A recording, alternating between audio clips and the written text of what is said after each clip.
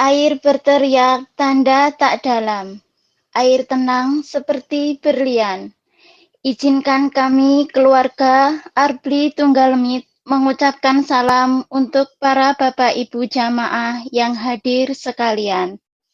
Monggo. Assalamualaikum Assalamualaikum warahmatullahi wabarakatuh. Waalaikumsalam warahmatullahi wabarakatuh. Raden Ajeng Kartini.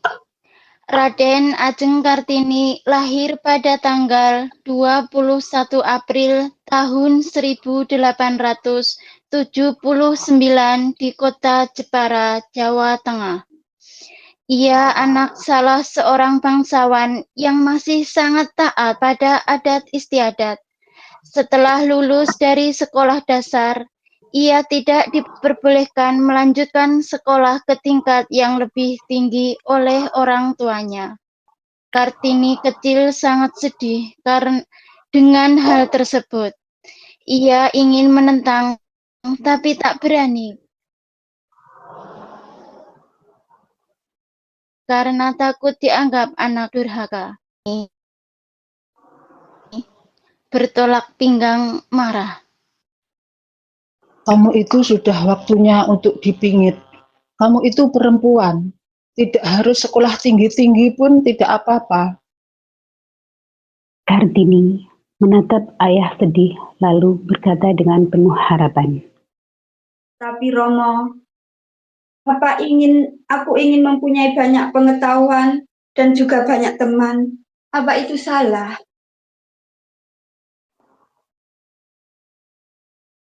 Ibunda Ibu Kartini membelai rambut Kartini sambil berkata, Kanjeng Ibu mengerti maksud kamu, Cahayu. Tapi adat istiadat itu tidak boleh dilanggar. Pada suatu sore yang sedang tak di taman rumah, untuk menghilangkan kesedihannya, ia mengumpulkan buku-buku pelajaran dan buku ilmu pengetahuan lainnya yang kemudian dibacanya di taman rumah dengan ditemani Simbok pembantunya. Kartini memegang buku-buku pelajaran. Mbok, kenapa aku nggak boleh melanjutkan sekolah? Bukankah sekolah itu penting untuk masa depan? Simbok membelai sayang rambut Kartini. Bukan begitu, Raden Ayu. Den Ayu itu toh anak perempuan tertua dalam keluarga bapak dan ibu. Mereka hanya ingin memberikan yang terbaik untuk Den Ayu. Dalam masa pingitan yang panjang, Raden Ayu Kartini menghabiskan waktunya di kamar tidur. Usia 12 tahun, Kartini sudah dipingit. Dalam masa pingitannya ini, Raden Ajeng Kartini banyak menghabiskan waktunya digunakan untuk membaca. Kartini membaca buku, perlahan membuka lembaran-lembaran buku dan kertas lain satu persatu, kemudian menunduk sambil berbisik dalam hati. Seandainya saja aku bisa sekolah, pasti akan ada banyak ilmu yang bisa aku dapat. Pada tanggal 12 November 1903, saat usianya 24 tahun, Raden Ajeng Kartini kemudian dinikahkan dengan Bupati Rembang, Kanjeng Raden Mas Adipati Aryo Singgih Joyo Adiningrat. Keinginan Raden Ajeng Kartini terus memperjuangkan pendidikan untuk kaum wanita tidak berhenti sampai di situ. Kartini meminta izin pada suaminya untuk membuka sekolah bagi kaum wanita. Dan suaminya pun mendukung. Suami Kartini duduk membaca koran. Kartini pun berjalan perlahan mendekati sang suami. Kartini berdiri di samping suami. Dengan perasaan berkecamuk dalam pikiran, beliau ingin memohon izin dengan penuh harapan Raden Ajeng Kartini mengutarakan cita-cita beliau kepada sang suami tercinta. Kalau aku buat sekolah wanita di sini, menurut Kang Mas, bagaimana? Suami Kartini masih membaca buku dan berhenti memandang Raden Ajeng Kartini dengan berkata, Ya wis, ora apa-apa. Iku keinginan yang bagus. Aku setuju-setuju saja. Raden Ajeng Kartini tertarik pada kemajuan berpikir wanita Eropa, Belanda yang waktu itu masih menjajah Indonesia. Timbul keinginannya untuk memajukan wanita Indonesia. Wanita tidak hanya di dapur, tetapi juga harus mempunyai ilmu. Ia memulai dengan mengumpulkan teman-teman wanitanya untuk diajarkan tulis-menulis dan ilmu pengetahuan lainnya. Akhirnya, berkat kegigihan dan dukungan dari suaminya, Raden Ajeng Kartini mendirikan sekolah wanita pada tahun 1912 di Semarang, kemudian Surabaya, Yogyakarta, Malang, Madiun, Cirebon, dan daerah lainnya. Kartini memegang buku, mengajar dalam ruang kelas. Beliau bertanya pada muridnya, Bagaimana? Apakah sudah mengerti? Iya, insya Allah "Iya, sudah. insya Terima Allah kasih ya, Mbak sudah. Yu. Terima kasih ya, Bu." Ya, Mbak Ayu. Wes, aku pulang dulu ya, sudah sore. Iya, benar. Tuti, pimpin doa ya. Begitulah kisah gigih perjuangan Raden Ajeng Kartini yang harus kita lanjutkan perjuangannya.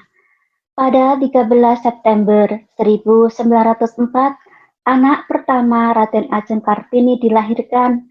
Anak itu diberi nama Raden Mas Susalit. Namun sayang, pada 17 September 1904, Raden Ajeng Kartini wafat. Beberapa hari setelah melahirkan anak pertamanya. Beliau meninggal pada usia 25 tahun. Raden Ajeng Kartini dimakamkan di Desa Bulu, Kecamatan Bulu, Rembang. Setelah Raden Ajeng Kartini wafat, Mr. John A. Bendanon mengumpulkan dan membukukan surat-surat yang ditulis oleh Raden Ajeng Kartini kepada kawan-kawannya di Eropa. Buku itu diberi judul Door des Terres.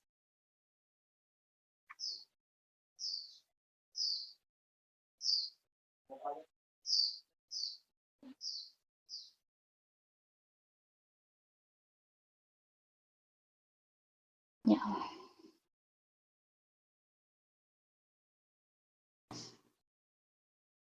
yang artinya dari kegelapan menuju cahaya.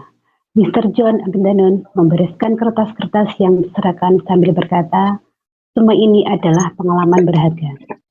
Pada tahun 1922, Balai Pustaka menerbitkan dalam bahasa Melayu dengan judul yang diterjemahkan menjadi Hati Gelap Terbitlah Terang. Walaupun Kartini sudah meninggal, namun perjuangannya untuk kaum wanita akan tetap terus berlanjut. Kartinilah yang membuat terjadinya perubahan pada kaum wanita saat ini. Emansipasi wanita telah terjadi. Perjuangannya selanjutnya akan dilanjutkan oleh seluruh wanita Indonesia semuanya. Jadilah wanita-wanita hebat yang berprestasi dan dedikasi. Jangan menyerah dengan keadaan, tetap semangat, tantang mundur demi perjuangan. Allahu Akbar, Barakallah. Selamat jalan Raden Ayu. Jasamu takkan kami lupakan.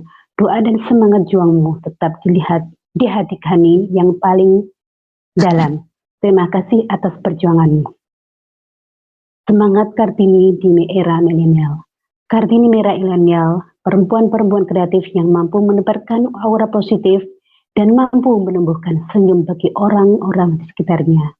Kami para BNI di negeri Formosa bersatu padu, berjuang untuk menyebarkan agama Islam yang suci, yang kami bentuk satu majelis Iwan on Air yang bernama Santri Pelangi. Di sini kami berjuang untuk memperbaiki diri menjadi wanita yang berpotensi, berdedikasi, dan berkarya, serta memajukan budaya serta adat istiadat Indonesia tercinta. Terlahirlah Sunan Ampel pada tanggal 28 Juli tahun 2011 jam 13 waktu Taiwan. Agar budaya kita tetap terjaga dan tetap lestari selamanya. Kami bangga menjadi warga Indonesia yang kaya suku dan bahasa. Kami bangga menjadi sebagian darimu. Kami bangga menjadi seorang santri.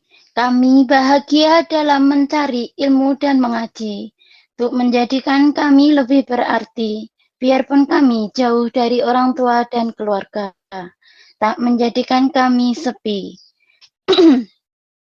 Juang santri selalu terpatri, tidak lagi melawan kolonial, ikuti jejak Jihad Hasyim Asy'ari, yang dulu berperang rela mati demi negeri. Kini kami berjuang memajukan ekonomi, serta mengangkat budaya bangsa Indonesia.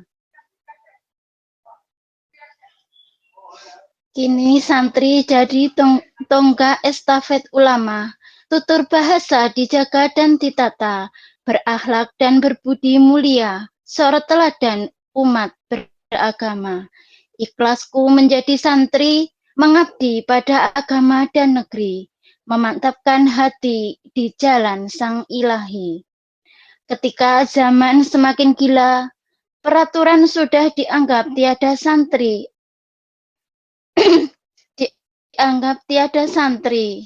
Santri akan tetap setia, meluruskan setiap pertentangan yang ada.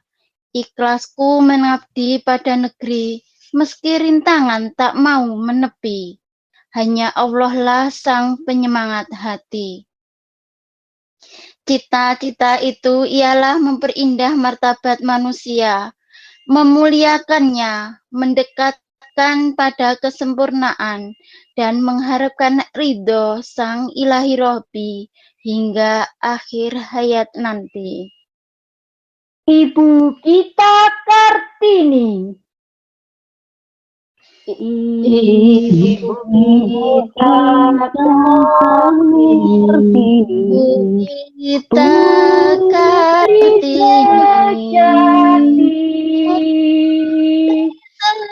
Putri Indonesia, harum namanya. Ibu kita Kartini,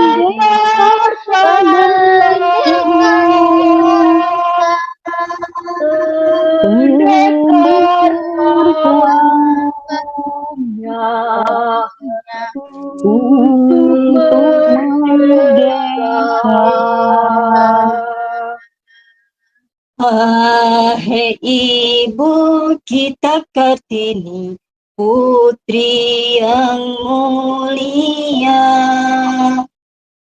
sungguh besar cita-citanya bagi Indonesia. Ibu kita Kartini, putri Johari, putri yang berjasa se-Indonesia. Wahai Ibu kita Kartini, putri yang mulia, sungguh besar cita-citanya bagi Indonesia. Kartini bukan hanya nama, tapi semangat dalam setiap langkah perempuan. Selamat ulang tahun Sunan Ampel. Sunan Ampel, semoga semakin jaya di udara dan jamaahnya makin istiqomah. Akhirul kreasi, wabillahi taufik wal hidayah. Akhiran, wassalamualaikum warahmatullahi wabarakatuh. Waalaikumsalam Waalaikumsalam warahmatullahi wabarakatuh.